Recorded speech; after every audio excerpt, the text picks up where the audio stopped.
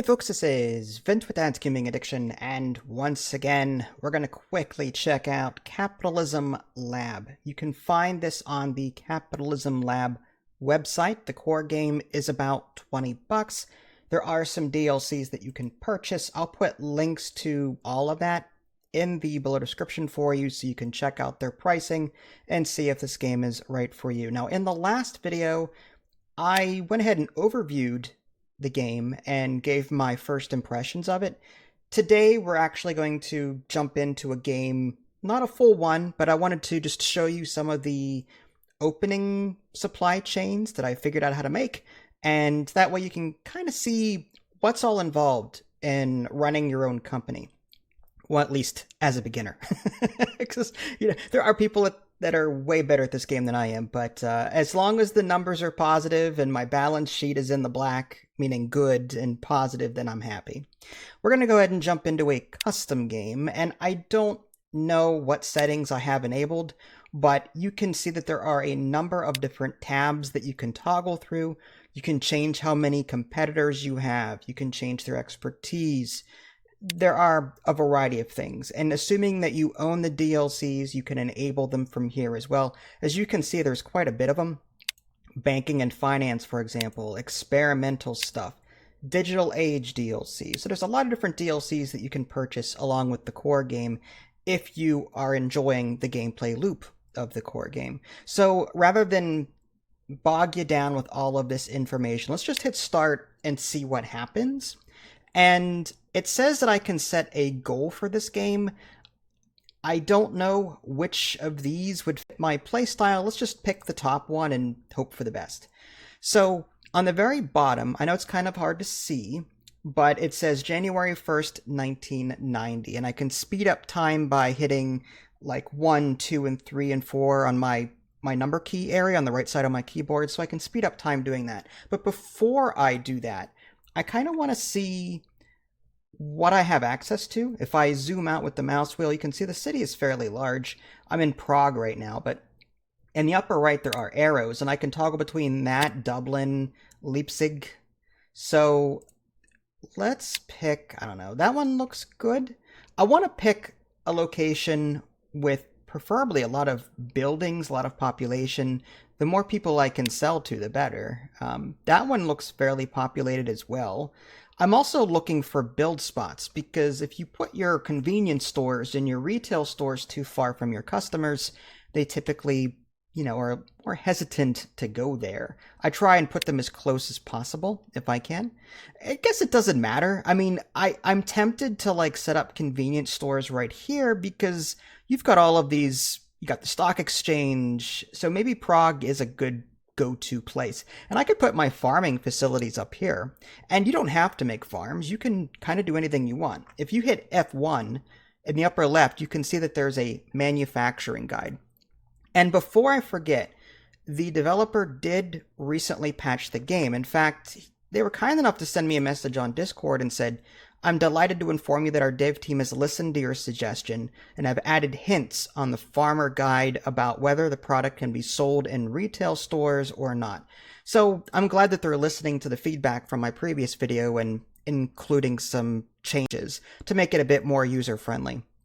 So with that being said, what I want to do is jump over to, let's go to the manufacturing's guide real quick and see what products we're interested in making. And again, there are a number of different things. You can make apparel, and that has subcategories: blazers, leather jackets, jeans, and sweaters. And you can see off to the left, there's sweater on the right, but off to the left you need wool and dye stuff to do that. And then there's a little icon right there that says supply unavailable. So that means you have to make it or wait for someone to make it before you can even attempt to make the sweater. So what I'm looking for are things that I do have access to. I like to start off very simple. Let's go to the food market first, because you can right from farm to convenience store without any in between. There are a couple of things that you can make that you can sell right off the bat. So let's open our build menu and we'll click on farm. And there's medium and large. Let's just do medium for right now. And like I said, I want to leave spaces near these houses for convenience stores. So I think I'll put my farm somewhere maybe out this way. All right, so there's farm 001 in Prague. Now I have to tell the farm what do I want to make here. So let's go ahead and click on this plus button. And there are crops off to the left. There's cocoa, coconut, corn, cotton, flax, grapes. I have poor eyesight, so sometimes I misread things. Livestock, there's cattle, chicken, pigs, sheep, and so on. And if you click on cattle, you can see you can make multiple things. There's frozen beef, there's milk, there's leather. So let's maybe go with frozen beef, because right next to it is an icon that says can be sold in department store, supermarket, convenience store, discount mega store. So this is something that I don't have to process. This is something that I can make at the farm and just ship it right to the convenience store or whatever retail I make, and it'll sell. And that's probably the easiest supply chain I can think of making right now. If there are easier, let me know in the comments, but frozen beef is one of them. Chicken is another one. You can just chickens, and then there's frozen chicken there, and there's eggs right there. Both of those things can just be sold in the stores directly from the farm. Pigs, the frozen pork is one. Sheep, there's frozen lamb. So we can just make a little meat market if we want to, like a little butchery kind of thing. So let's go to cattle, and we'll go to frozen beef, and we'll click on this setup on farm, or we can double click on the frozen beef icon. So let's go ahead and double click on that. Now, as a newcomer, this is going to be a bit confusing, and to me, admittedly, it still is. This 3x3 box is kind of like the process of the cattle doing their thing to make the stuff. So for example, you've got livestock cattle, and then you've got a little dash connecting them, process frozen beef, and then sales. So those three boxes are tied up for this livestock. Let's go ahead and add something else. We'll add chicken. We'll do frozen chicken. And then let's do the same thing again for chicken and then eggs. We'll double click on eggs. So now we've got livestock, cattle, frozen beef sales. And then below that, we've got livestock chicken in green, and then process frozen chicken, and then also process eggs. So we do have one block here that we're not using, but I don't think I can make use of it. I'm not an expert at how to optimize this efficiently, but 3 different products will be made here. So, and again, time is paused, so we're not going to see that production right away. So let's go ahead and figure out where we want to put our convenience store. So there's, let's see, retail stores. Now, there is an option in the sandbox settings to enable like specialty stores. So that's why you see a bunch here. If you start a game and don't see these specialty stores, then you may have that option disabled. Or it may not be part of whatever campaign mission that you're playing. But what I look to do is I look for the cheapest one if I can. Convenience store setup is $400,000, monthly $40,000. Department store is way more expensive than that. So I try and find the cheapest one. And off to the right, again, it's small text, but it says products sold in convenience store. Food is one of them, and so is livestock products. So we know that the livestock products that we're making will be sold here. So I'm going to use the convenience store, and I want to aim for these orange areas if I can. I believe those are like high traffic areas. I may want to set up like right here. This orange, this deep orange right here looks good. I think I'll throw it right there. And now we've got a similar window in which we're going to choose what we want to put here. I'm going to click on the plus button. And let's see, if I click on all suppliers, this little drop down, these are things being sold either by other corporations or by seaports. These are things that like the seaports are bringing in, like importing. So, and there's a little like seaport icon to the left of the bread. There's a seaport icon to the left of the chicken and the yogurt. So I know that none of my competitors are making that right now. So if I do just import them from overseas and sell them, that's it. But I'd rather go to DGA Inc. here. I may have to speed up time. I'm going to go ahead and hit 2 and 3 on the, or just maybe, yeah, let's just get out of there. Hit 3 on the keyboard, and we'll just wait a bit for stuff to actually happen at the farm. And you can see some numbers on the bottom left, kind of, you know, some in reds. That's typical. I mean, I'm producing right now and not selling anything. I'm going to go ahead and speed up time a little bit more. You know what it is? I had the filter. I hit 3, 4, and 5. I had 3, 4, and 5 on the little filter there, and I was trying to adjust time. I was actually writing in the filter. There they are. There's my eggs, my frozen beef, and my chicken. So I'm going to go ahead and just start selling all 3 of them. So I'm going to double click on that one, hit the plus sign, double click on the beef, hit the plus sign, double click on the chicken, and voila. Now I'm selling all 3 things. And whether or not I'm going to make a profit may take some time. On the very bottom, again, it's hard to see, but there are like red bars going down, green bars going up. When you see the green bars going up, if you see green bars, that means you're making a profit. And there is a balance sheet that you can look at. It's somewhere up here. That's land. If I hit F1, go to products, there we go. So it says eggs, 12 million. It tells me like market share, frozen beef, 9 million, frozen chicken, 10 million. So it does look like I am making a profit from this. It's going to take some time to reflect down here because I believe this operating profit is over the past 12 months. So I just need to let time flow a bit to actually see this number go. There it goes. It's actually back into the white positive number. So that's good. So long story short, we made a farm that's producing 3 things, and now we made a convenience store. Okay. Thank you for that. I just completed like a sub goal, so we'll just hit get the rewards now. We got 1 million in cash along with some knowledge points. And there is like R&D in this game, but just to keep things simple, I'm not going to address them in this video. So let's go ahead and make something else, because we have a convenience store that could be selling something else as well, because there's more slots. There's 3 more empty slots here. So there is a 4th product that I could put there. The question is, what am I going to do? Let's maybe make something a bit more complicated. Let's hit F1, and we're under our manufacturer's guide right now. So let's make something that requires a bit of a supply chain. So flour needs, so flour turns into bread, and for flour I need wheat. So I could grow some wheat, I could make then flour via the factory, and then make some bread. Let's just try that. I don't know how productive that's going to be honest with you, or how much it's going to sell for, but just to show you the process of it, let's go ahead and do it. So we're going to go ahead and go to a farm, because we have to grow our wheat. Now, we could import it, I suppose, if the game lets us, but we're going to put a farm there, and we'll... All right, thank you. That game really likes to congratulate me for completing sub-goals. We'll go to wheat there, double-click, and we'll do that 3 times. So now we're growing a bunch of wheat there. Next, we're going to need a way to process that. So there's a factory button. We'll do small factory up here, and we'll put that right next door.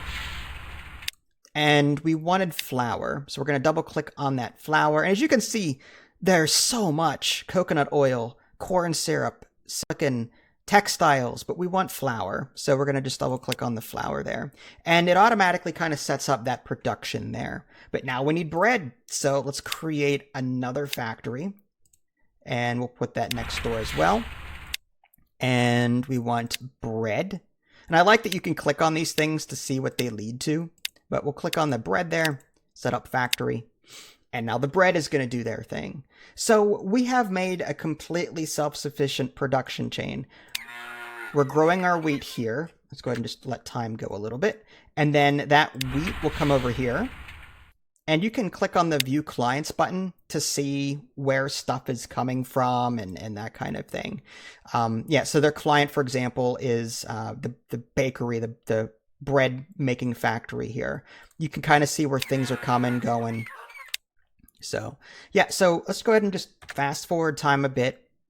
I'm going to hit number 4 on the keyboard. And it may take a little bit of time, but let's just see. Oh, stuff is actually appearing automatically over here. That's kind of cool. All right. Yep, I see bars. I see things happening. That's always a good sign. And what we want to do now is come back over to our convenience store. And we'll add a fourth product. And there's bread. Again, we have our DGA Inc. That's our company name. Drop down right there. We click on that. And there's 4 products now. So let's go ahead and click on the bread and start selling that. Now, there are other things that you can do to affect the market in various ways. By clicking on a product on the top here, you'll be able to change its price right below it. And that affects the overall rating. So there's an overall rating and a city overall rating. And right now, my bread has an overall rating of 22, whereas the city average is 14. So I'm in good shape there. My price is $2.30, and the city's average is $2.48. That means I'm selling bread cheaper than the average, which is good.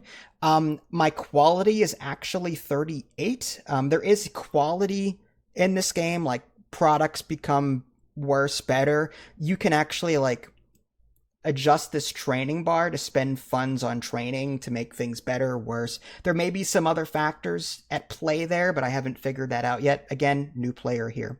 So yeah, you can adjust that training bar to spend more money to hopefully make things better.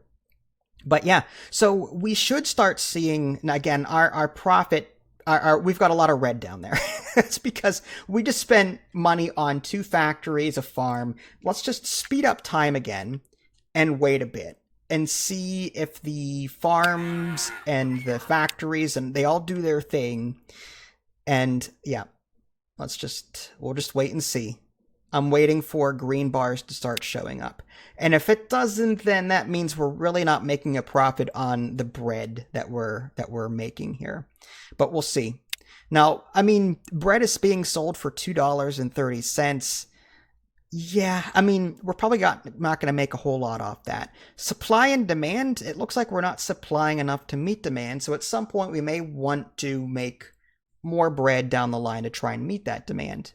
But again, I'd rather make money first before we go that route. Now, before we actually end the video today, I wanted to show you that in addition to making products, you can also do real estate.